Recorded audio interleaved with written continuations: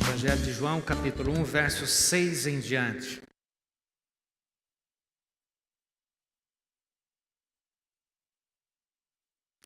Houve um homem enviado por Deus, cujo nome era João.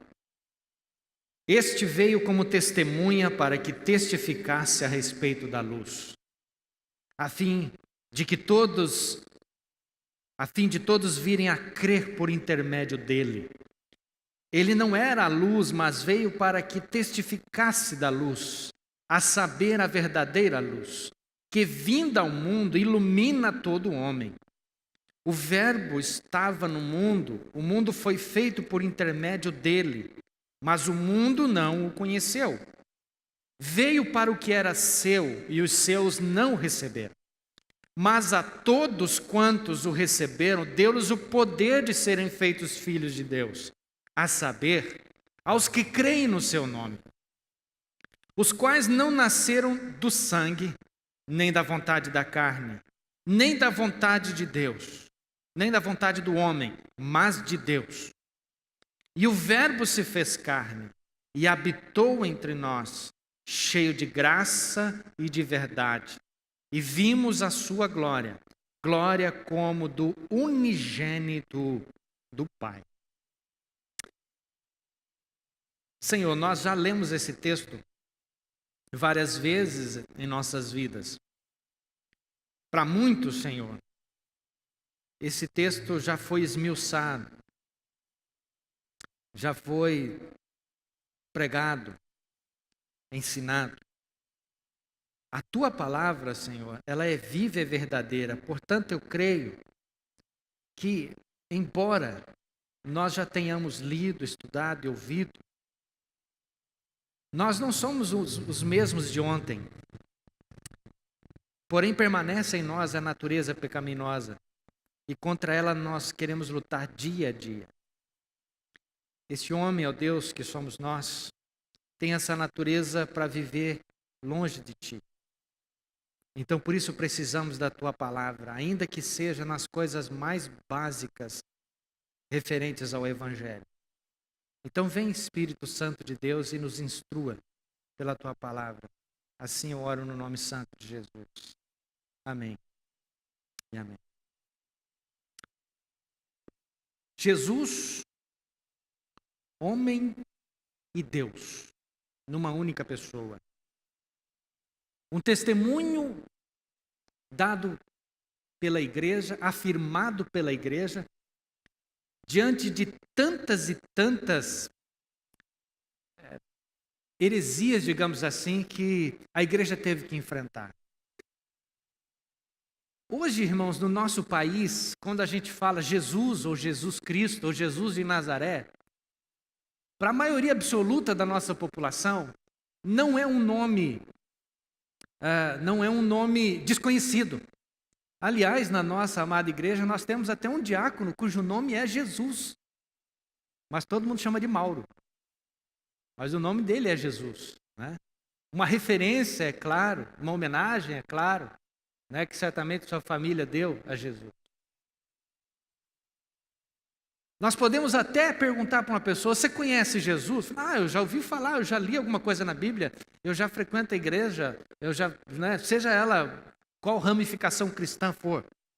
No entanto, irmãos, se nós perguntássemos para uma pessoa, né, que já leu a Sagrada Escritura, descrever a pessoa de Jesus, talvez ele ainda tivesse muita dificuldade. Imagine para os irmãos do primeiro século, do segundo século, ou do terceiro século depois de Jesus. No começo da igreja cristã, alguns, ao falar de Jesus, começavam a afirmar que Jesus era somente um homem, mas que tinha, em determinadas ocasiões, uma aparência divina. Outros começaram a afirmar que Jesus era somente divino e, em determinadas ocasiões, ele tinha uma aparência humana. Outros começaram a afirmar que Jesus era o Deus encarnado e Deus habitou entre nós e ele se tornou uma figura humana. E aí Deus o Pai, naquele momento, deixou de ser Deus o Pai, Deus o Espírito Santo deixou de ser Deus o Espírito Santo e se tornou somente Deus o Filho. É uma heresia conhecida ainda hoje no nosso meio como modalismo, modus da divindade. Todas essas coisas, irmãos, foram derrubadas, estudadas e declaradas pela igreja. Olha, não é assim. A pessoa de Jesus é perfeitamente 100% homem e 100% divino, 100% Deus.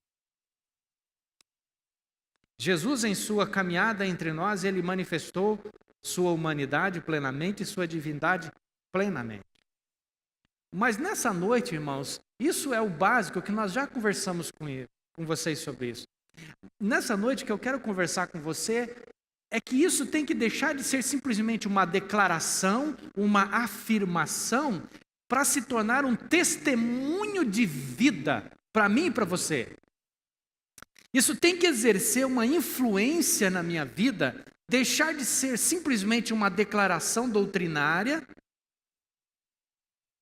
deixar de ser simplesmente um personagem histórico, Jesus Cristo de Nazaré, ou seja, eu creio que Jesus foi um personagem, um homem que viveu, pisou realmente nessa terra, mas isso tem que fazer uma diferença. E de onde vem esse tema que eu quero trazer para vocês aqui nessa noite? É que João Batista, ele é colocado aqui como uma testemunha a respeito de Jesus. É alguém que, mesmo antes de ter se encontrado com Jesus, já anunciava o seu ministério, a sua obra, a sua pessoa. Para isso, irmãos, eu quero convidar você a caminhar versículo por versículo, ainda que brevemente nessa noite, para a gente entender um pouco dessa passagem. Versículo de número 6. João, o apóstolo, que escreveu o Evangelho, que escreveu as cartas, 1 João, 2 João, 3 João, e que escreveu o livro de Apocalipse também, tenta, com maestria, inspirado pelo Espírito Santo, sintetizar a história de Jesus e apresentar Jesus como um Deus encarnado. Não é à toa, irmãos, que nos primeiros 5 versos aí da Bíblia, João começa a dizer que, se você estudar o livro de Gênesis, você vai perceber que um dos atos criativos de Deus é: haja luz e houve luz.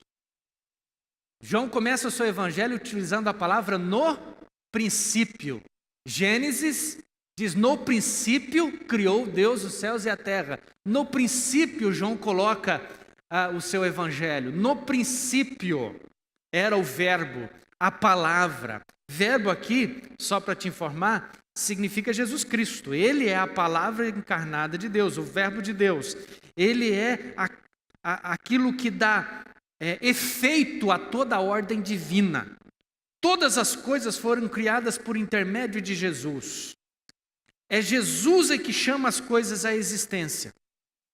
Isso está naquilo que nós chamamos de prólogo de João, a introdução de João, digamos assim, no primeiro capítulo de João, nos primeiros 5 versos. Quando chega no verso 6, há um personagem que João introduz para nós, que é homônimo ao autor do Evangelho, mas é João o Batista. Houve um homem enviado por Deus cujo nome era João. Este João veio como testemunha para testificar a respeito da luz, a fim de todos virem a crer por intermédio dele. Qual é o papel de João Batista? Ser uma testemunha para testificar a respeito da luz.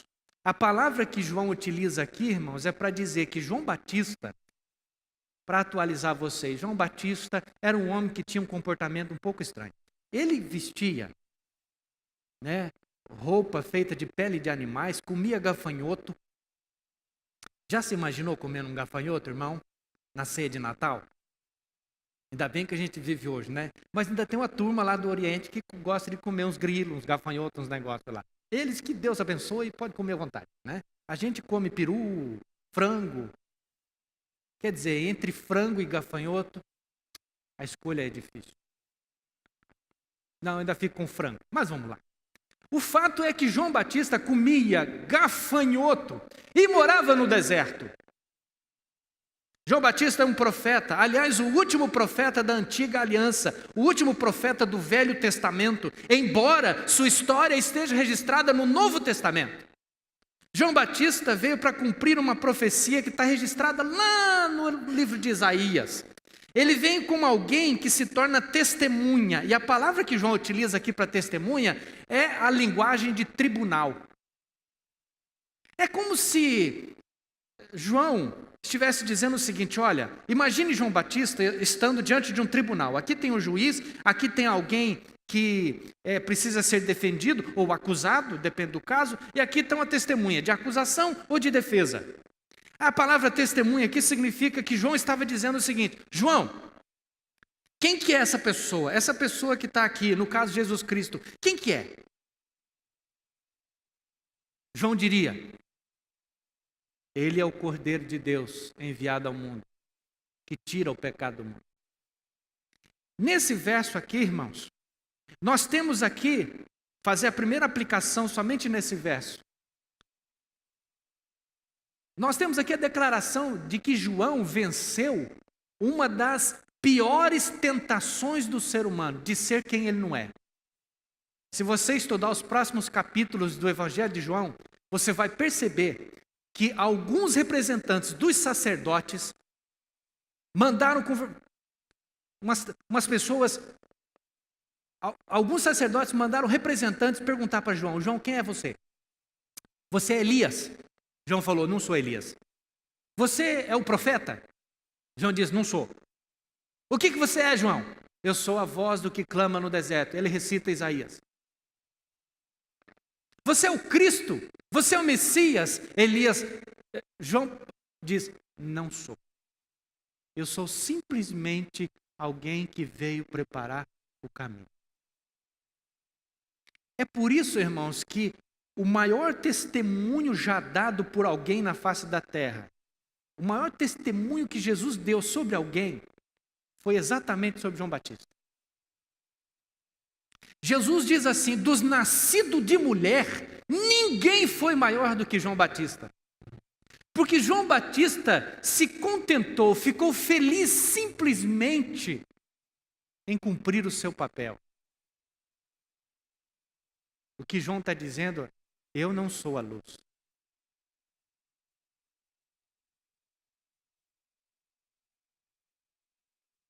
Quando João Batista, irmãos, estava batizando no Rio Jordão, ele tem a maior surpresa de sua vida. Quando ele vê Jesus. É válido lembrar, irmãos, que a mãe de João e a mãe de Jesus ficaram grávidas quase na mesma época. E quando as duas se encontraram, João Batista, no ventre de sua mãe, já se inquietou porque estava diante de Jesus. Diz a Bíblia, irmãos, que João Batista já era cheio do Espírito Santo no ventre da sua mãe. E quando João Batista vê Jesus vindo até ele para ser batizado, João não aguenta. E diz assim: eu é que preciso ser batizado por ti, tu vens a mim. Jesus diz para João: deixa por hora. Jesus é batizado por João Batista. E aí, irmãos, pouco tempo depois, João Batista é preso e Jesus se recolhe para a Galileia, para Cafarnaum, para a beira do mar. E lá Jesus fixa residência, e lá Jesus tem a maior parte do seu ministério, e João Batista some. Por que ele some, irmãos? Porque um belo dia, uma mulher louca resolve pedir a cabeça dele como prêmio por sua dança diante do rei. João Batista preso, foi degolado e sua cabeça trazida diante do rei, pelo pedido de uma mulher.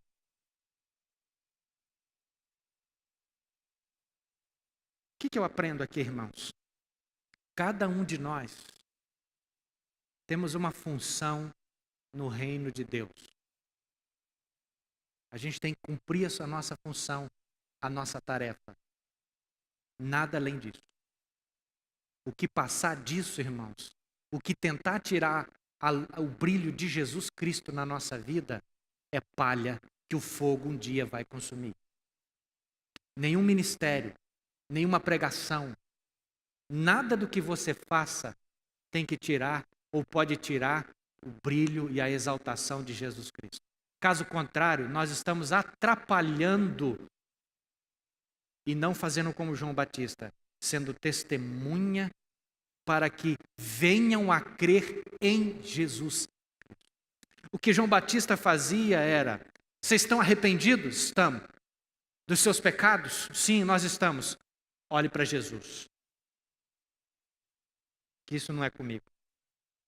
Verso 8. Ele não era a luz, mas veio para que testificasse da luz. A saber, a verdadeira luz que vinda ao mundo ilumina a todo homem. A palavra iluminar aqui, irmãos, é entrar no entendimento humano e fazer com que as pessoas... Aliás, irmãos, essa temática, ela aparece em Mateus capítulo 4, quando Jesus vai iniciar o seu ministério público, ou tornar mais conhecido lá na beira do mar, lá na Galileia, que diz, Evangelho de Mateus capítulo 4, o povo que andava em trevas viu grande luz. Que tipo de luz é essa? Significa que espiritualmente as pessoas estavam afastadas de Deus, mesmo estando num ambiente religioso, culturalmente falando. Esta luz, irmão, João não utiliza esta palavra por acaso. É porque a ação criativa de Deus lá em Gênesis é quando Deus diz: haja luz e houve luz, e as trevas se dissiparam. João começa o seu evangelho também com essa temática, dizendo que o verbo eterno de Deus, a palavra de Deus, Jesus Cristo, que aqui é retratado como verbo, que veio e habitou, esteve no mundo. Verso número 9. Este que está no mundo ilumina a todo o homem. Agora há pouco, irmãos, nós vimos que esta luz, ela é verdadeira, porque o homem tenta buscar. Aliás, o apóstolo Paulo, irmãos, fala que os homens tatear, ou seja, a ideia é de que, sabe quando acaba a luz na sua casa? Você não tem vela, não tem farolete, não tem fósforo, não tem nada na mão, e se tem também não acha? Já aconteceu isso com você ou não? E você sai assim tentando achar alguma coisa, para riscar um fósforo pelo menos e tal. As mulheres se apavoram todas, e é nesse tempo que a gente que é homem tem a chance de ser herói, né? Estou aqui, meu bem, não se assuste, seu herói está aqui. Aí você consegue achar uma vela, um binga. Lá no Paraná é binga, viu, gente? Aqui é isqueiro. São Paulo é mais chique, né? Aí você achou alguma coisa para iluminar. Mas até lá você sai tateando, tentando procurar as coisas e não acha, e não acha, e não acha. Todo dia você abre aquele armário. Acabou a luz, você não acha ele. Paulo fala que quando os homens estão querendo buscar Deus, é exatamente o mesmo comportamento. Eles saem tateando. Não, eu vou encontrar Deus, é fazendo coisas boas e coisas boas e coisas boas, eu vou me elevando, eu vou chegar até Deus. Não chega. Não, eu vou chegar até Deus pela tecnologia, o conhecimento vai avançando, e eu vou crescendo, vou chegando, e o homem chegou até na lua, também não encontrou Deus lá. Se tivesse lido a história da Torre de Babel, já tinha aprendido. Não, eu vou encontrar Deus, né, sei lá, fazendo meditação, qualquer tipo de coisa, também não encontra. Por quê, meus irmãos? Porque esse conhecimento de Deus, você vai aprender comigo daqui a pouco, só acontece quando Deus quer. Mas antes, vamos ver o verso 10 rapidinho aqui comigo. Olha lá, vamos ler de novo. O verbo estava no mundo, o mundo foi feito por intermédio dele, por intermédio de Jesus Cristo, mas o mundo não o conheceu. João está dizendo que Jesus se tornou figura humana e veio para o mundo, mas o mundo não o conheceu. A palavra mundo aqui significa a criação dele.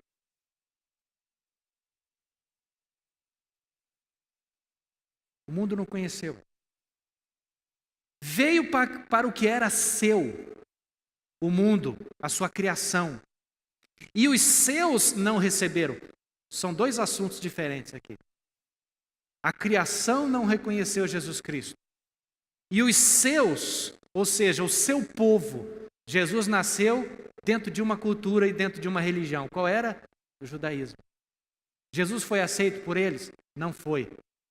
Apedrejado, cuspido, humilhado, crucificado. Veio para o mundo que não o recebeu. Veio para o seu povo que também não o recebeu. Mas no verso 12...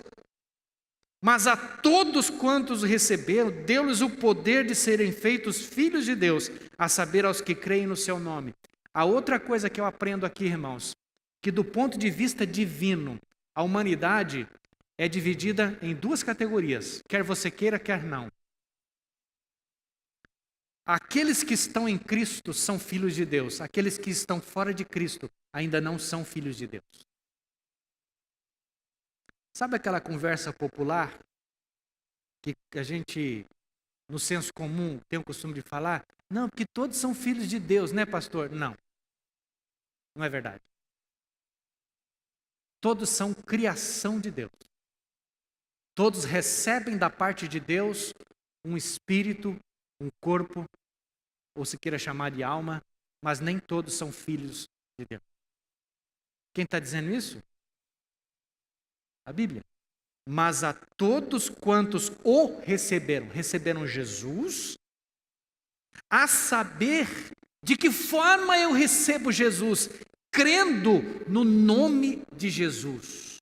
Agora veja bem, por que João diz assim? A saber, aos que creem no seu nome. Esta expressão, irmãos, indica relacionamento com o Cristo, com Jesus.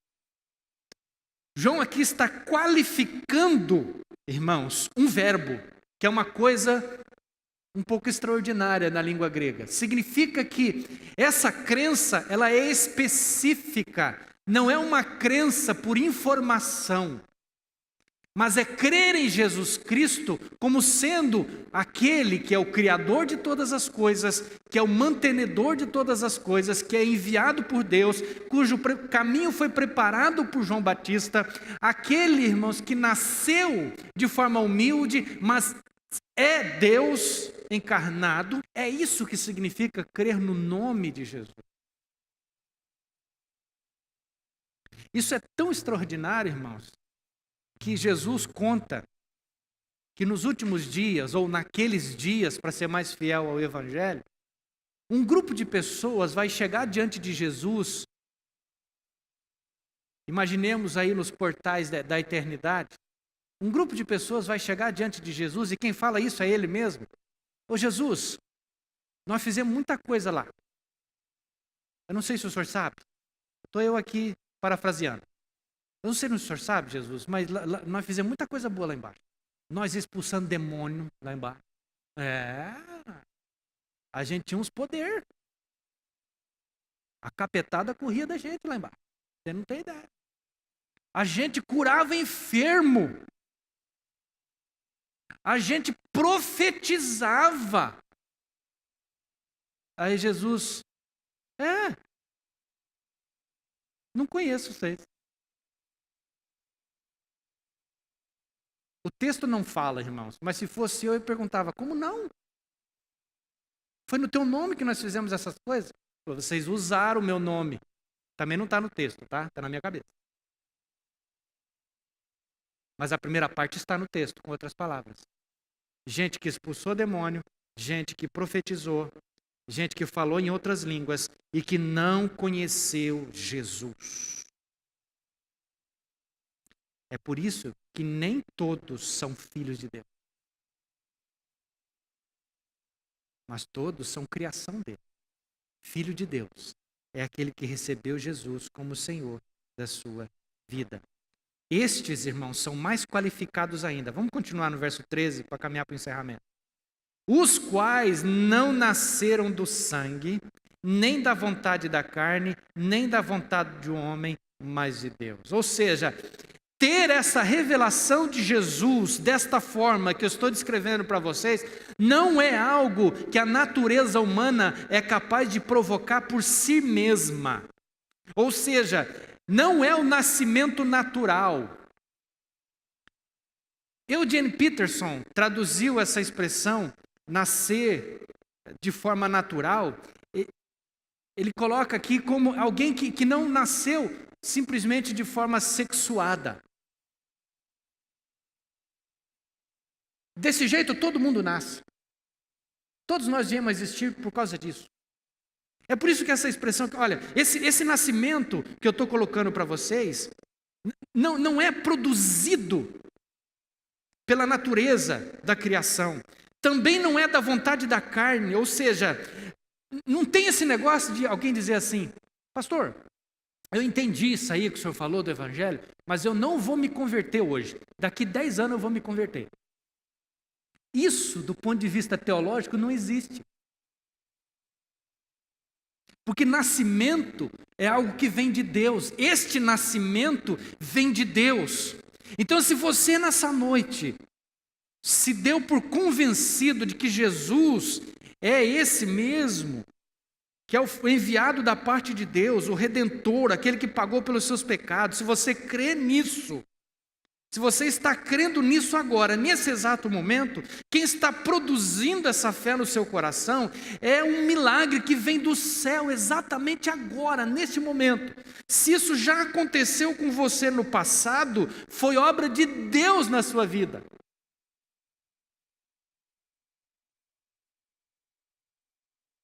Nenhum pastor convence ninguém, nenhum pastor converte ninguém, nenhum amigo converte ninguém. Simplesmente o que a gente pode fazer, meus irmãos, é o serviço de João Batista. É chegar para alguém e dizer o seguinte: arrependa-se dos seus pecados, porque senão você está perdido. E alguém diz: o que é que eu faço?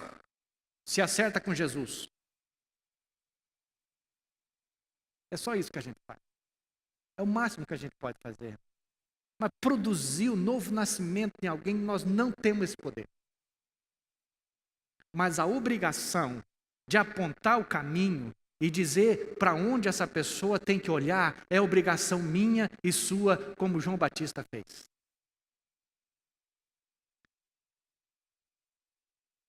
E o dia, meus irmãos, que a nossa vida como cristão, e agora vai uma palavra para quem já está caminhando na fé. O dia que a nossa vida, irmãos, não apontar para Jesus, alguma coisa está errada. Se a nossa vida não aponta para Jesus, irmãos, alguma coisa precisa ser revista. Ou a gente está vivendo simplesmente uma cultura religiosa, ou a gente está vivendo, de repente, um pseudo-evangelho, ou a gente está vivendo uma liturgia diferente, ou a gente mudou de culto simplesmente, ou alguma coisa está errada. Mas se a nossa vida não apontar para Jesus, irmão, nós precisamos revê-la urgentemente. É por isso que Jesus, irmãos, depois da ressurreição, Jesus disse claramente para os discípulos: ide por todo mundo, pregai o evangelho a toda criatura. E depois, irmãos, o evangelista Lucas, quando escreve o seu livro em Atos dos Apóstolos, ele faz questão de frisar que Jesus disse que o Espírito Santo seria derramado para a igreja, sobre a igreja, para que a igreja fosse capacitada para ser testemunha. É a mesma palavra que aparece aqui para João Batista. E a igreja deveria ser testemunha tanto em Jerusalém, Atos 1, versículo 8, Judeia, Samaria, os confins da terra. Vocês estão entendendo o quanto isso é importante? Nós não podemos, meus irmãos e minhas irmãs, pensar de outra forma. A nossa vida precisa apontar para o Cristo, homem, Deus. Finalizando o verso 14, e o verbo se fez carne e habitou entre nós, cheio de graça e de verdade. Vimos a sua glória, glória como do unigênito do Pai. Eu não vou explorar muito esse verso 14, eu só quero dizer para você que João aqui está fazendo uma referência, irmãos. A palavra habitar aqui, quando os judeus de cultura grega se reuniram para traduzir o Antigo Testamento para a língua grega, quando eles chegaram a traduzir a palavra tenda da congregação, para quem conhece um pouquinho o Antigo Testamento, antes da construção do templo em Jerusalém, os judeus tinham uma espécie de templo móvel, que eles chamavam de tabernáculo, ou de tenda, onde ficava lá a Arca da Aliança, e eles, nômades, andavam de lugar em lugar, montavam, desmontavam e tal. Lá nesse lugar, nessa tenda, quando eles mudavam de lugar, eles estavam tabernaculando em outro lugar. Os judeus de cultura grega traduziram esta palavra, tabernacular, como aqui. É a mesma palavra. Habitou entre nós. Significa que o Filho de Deus armou a sua tenda no nosso meio. Armou a sua casa entre nós. E aí termina o verso 14, João dizendo, nós vimos a sua glória. E eu penso que João Batista, não somente eu, mas John MacArthur pensa a mesma forma. João aqui está fazendo uma referência ao santo desejo de Moisés, lá em Êxodo 33 e 34, quando Moisés pede assim, Deus, mostra-me a tua glória. E foi permitido para Moisés ter uma experiência tão fantástica da presença de Deus. E eu penso que Jesus, irmãos, chamou 3 de seus discípulos certa vez e se transfigura diante deles. E por um breve momento fantástico, inesquecível, Jesus se deixa mostrar na sua luz, na sua glória, a ponto de Pedro, o apóstolo, falar, eu nunca mais quero sair desse lugar, eu quero fazer uma tenda aqui, é a mesma palavra, porque é tão bom ficar aqui com essa glória, eu não quero jamais sair daqui. Isso aconteceu no monte. Mas sabe o que aconteceu? Não deu tempo de fazer a tenda. Pedro e os outros companheiros, Tiago e João, tiveram que descer do monte. E ao descer do monte, conta o Evangelho, que eles encontraram um endemoniado. E eles não puderam expulsar o demônio daquela pessoa. E aí Jesus fala para os discípulos, olha, só tem um jeito de remover essa casta, é com jejum e com oração. O que nós aprendemos aqui, embora isso não é o meu enfoque? É que, às vezes, irmãos, nós só queremos ficar, e não estou dizendo que isso está errado, nós queremos viver só a espiritualidade do monte. É ver a glória de Deus, é ter experiência com Deus, é conhecer mais de Deus, é ver Deus, é isso, é aquilo. Mas tem hora que a gente tem que descer do monte e encontrar os endemoniados, os moribundos, aquelas pessoas que estão carentes do Evangelho, aqueles que estão perdidos e que estão indo, caminhando para o inferno. E é por isso, irmãos, que eu quero enfatizar esse aspecto de João Batista. Se você for embora para sua casa nessa noite com esse sentimento, de cumprir o seu papel, de cumprir a sua missão no reino de Deus, como João Batista cumpriu a dele, de apontar o caminho, de testemunhar do Evangelho de Jesus. Você, com certeza, vai ser muito abençoado. João cumpriu o seu papel, nós precisamos cumprir o nosso. Nós não somos a luz. nós apontamos para ela. Essa luz é Jesus. E quantas pessoas perdidas ainda estão sem Jesus nesse mundo? Ore a Deus, peça a Deus que você possa cumprir esse papel na vida de alguém. Alguém que trabalha com você, alguém que estuda com você, alguém que é teu vizinho, alguém que está morando com você. Que prazeroso é ver alguém nascendo de novo da parte de Deus, mas você apontou o caminho. Vamos orar nesse sentido. Deus Todo-Poderoso,